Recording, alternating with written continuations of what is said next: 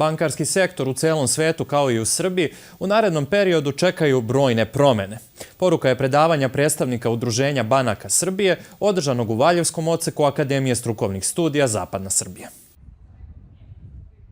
Bankarski sektor u budućnosti čekaju velike promene, pre svega zahvaljujući razvoju veštačke inteligencije, ali i sve većom potrebom za održivim poslovanjem. Ove promene će se neminovno odraziti i na banke koje posluju na tržištu Srbije, a kojih sada ima ukupno 19. Kao i u celom svetu i Evropi, pa tako i u Srbiji, potpuno slični trendovi postoje u pogledu vrlo dinamičnih promena u bankarskom sektoru. One se održavaju ne samo na nivou tehnoloških procesa kao što je digitalizacija, veštačka inteligencija i tako drugi slični procesi, oni zaista tangiraju i ljude koji rade u bankama, zaposlene kao ljudski kapital, ali tangiraju i korisnike kao takođe ljudski kapital koji su možda negde i glavni pokretač svih tih promena koje se dešavaju u banci i naravno tangiraju celo društvo. Zbog toga je uloga banke danas izuzetno složena, možda složenija nego u nekim prethodnim konvencionalnijim vremenima, jer upravo tehnološke promene jesu izazvale negde glavne te i druge promene u banci, tako da smo se danas opredelili da u razgovoru sa profesorima i studentima akademije zapravo porazgovaramo, odabrali smo neka 2-3 segmenta kao što su održivo poslovanje, koje postaje jedna nova paradigma za javni i privatni sektor i kako se održivost i poziv za održivo poslovanje odražava na banku i koje promene to primenjuje, zapravo iziskuje u samoj banci. Takođe, pričali smo o aspektu tehnoloških promena sa malo jačim fokusom na primjenu veštačke inteligencije, samo sa namerom da otvorimo neka važna pitanja, da možda neke postojeće strahove, stereotipe probamo da razbijemo,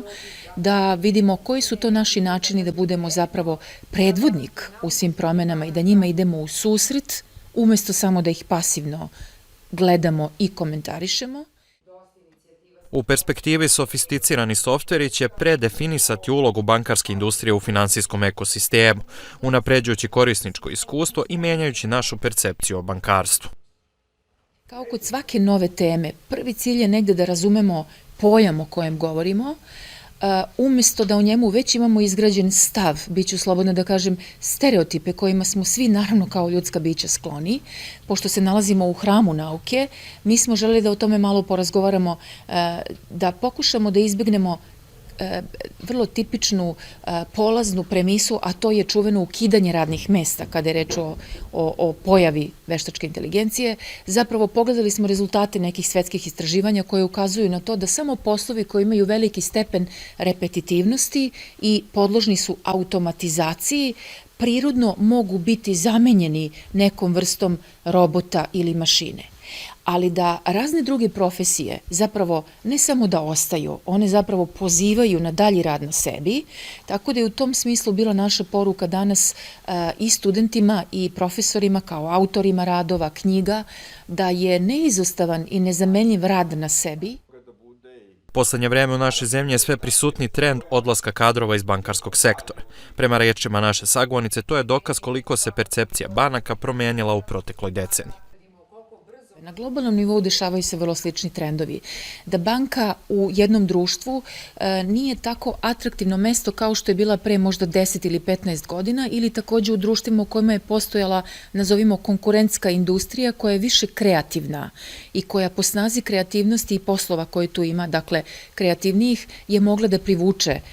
možda najkvalifikovaniji kadar na tom tržištu u neko vreme. Pominje se čuveni primer Finske, recimo, koja ima kreativne industrije u domenu medija, ali u periodu pre 10-15 godina, kada su oni zaista bili u zenitu svojih multimedijalnih industrija, Nokia i tako dalje, gde mladi zapravo zbog tog razloga, prisustva drugih takozvanih kreativnih industrija, nisu po pravilu birali finansijski sektor kao kreativan, jer to su neke bile premise oko kojih se prosto nije postavljalo pitanje kod mlade populacije.